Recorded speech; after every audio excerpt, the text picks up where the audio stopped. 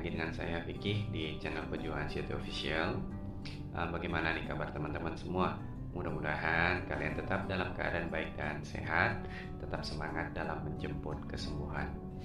Nah, buat teman-teman yang belum subscribe channel Perjuangan City Official, jangan lupa yuk untuk ditekan tombol subscribe-nya sekarang juga yang ada di bawah. Kemudian jangan lupa diaktifkan tombol loncengnya agar kalian mendapatkan notifikasi apabila saya ada upload video terbaru, dan tentunya akan selalu membahas masalah anxiety. Nah, baik teman-teman, pada kesempatan kali ini saya ingin membahas atau menjawab pertanyaan teman-teman ya. Mungkin yang paling banyak dipertanyakan, mengapa sih asam lambung itu atau rasa cemas itu nggak kunjung membaik meski sudah lama minum obat ya.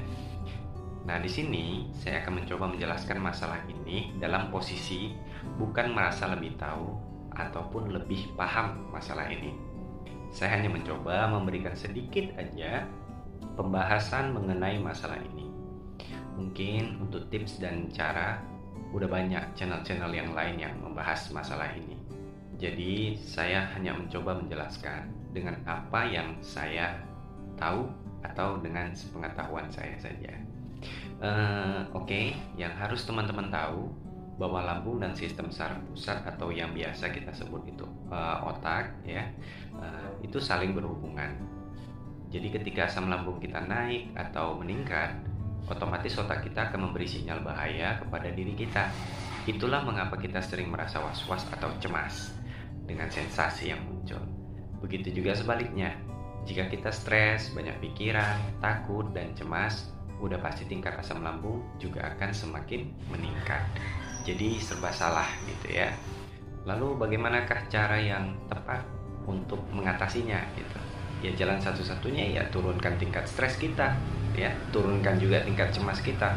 Sulit memang dan bukan perkara yang mudah dalam menurunkan tingkat cemas. Karena sensasi yang dirasakan juga akan bermacam-macam. Akan tetapi yang harus diyakini di dalam diri kita bahwa kita mutlak hanya menderita asam lambung dan bukan penyakit-penyakit kronis yang lain. Jelas ini harus kita yakini, asalkan kita memang sudah memeriksakan diri kita ke dokter dan memang dinyatakan dokter bahwa kita ini baik-baik saja dan hanya ada masalah di lambung doang. Ya udah, kita nggak usah traveling kemana-mana pikirannya, cukup. Pikiran yang kemana-mana ini seringkali membuat kita itu jadi merasa cemas, kemudian panik gitu ya, karena sensasi yang muncul yang kita rasakan. Apalagi sedikit-sedikit kita sering banget nge-googling tentang sensasi yang kita rasakan. Nah, ini yang gak baik untuk psikis kita gitu ya. Ada lagi kebanyakan udah periksa nih gitu ya, dikasih obat sama dokter misalnya, dia malah buka Google dan ngecek obat apa ini untuk apa, ini efek sampingnya apa, dan yang dibaca itu bukan apa-apanya gitu. Malahan yang sering dibaca itu efek samping dari obat tersebut. Nah, begitu dia baca efek samping obat tersebut dan merasa muncul rasa cemas, dia takut untuk minum obat itu. Nah, akhirnya apa? Nggak jadi dia minum obat itu. Kemudian ada juga mungkin di antara teman-teman nih yang baru diresepin obat, tapi makannya itu tetap nggak teratur gitu ya, atau nggak disiplin, nggak jalanin 3P dengan baik. Tapi baru 4 hari minum, udah bilang nggak mau minum obat lagi. Takut ini, takut itu. Akhirnya berhenti dan kambuh lagi gitu ya. Cuma sekedar saran untuk teman-teman semua, kalian yang nonton video ini tentunya, ingat, semua itu butuh proses. Nggak ada yang instan. Dokter nggak mungkin juga mau membunuh pasiennya gitu ya. Gini aja deh, saya ambil perumpamaan untuk teman-teman semua. Letaklah kita itu jatuh gitu ya, terus lutut kita luka gitu. Nah, pasti kan kita obati ya kan. Emangnya kalau begitu kita obati bisa langsung sembuh gitu kan? Enggak, butuh waktu. Nah, itu luka yang ada di luar. Luka di luar aja itu butuh waktu gitu, apalagi ini luka yang ada di dalam tubuh gitu. Otomatis kan juga butuh waktu ya. Bener nggak nih? Jadi teman-teman, saran saya, disiplinlah jaga makan. Makanlah dengan porsi yang sedikit namun sering gitu ya. Kemudian usahakan makan makanan yang lembut dulu. Perbanyak makan sayur, perbanyak makan buah, konsumsi vitamin, dan vitamin untuk enzim pencernaan juga harus gitu ya. Olahraga ringan 3-5 kali dalam seminggu. kemudian tidur yang cukup, hindari stres, hindari rokok dan kopi tentunya. Disiplin dalam minum obat 1 jam sebelum makan itu juga penting gitu. Ya, disiplin. Intinya disiplin.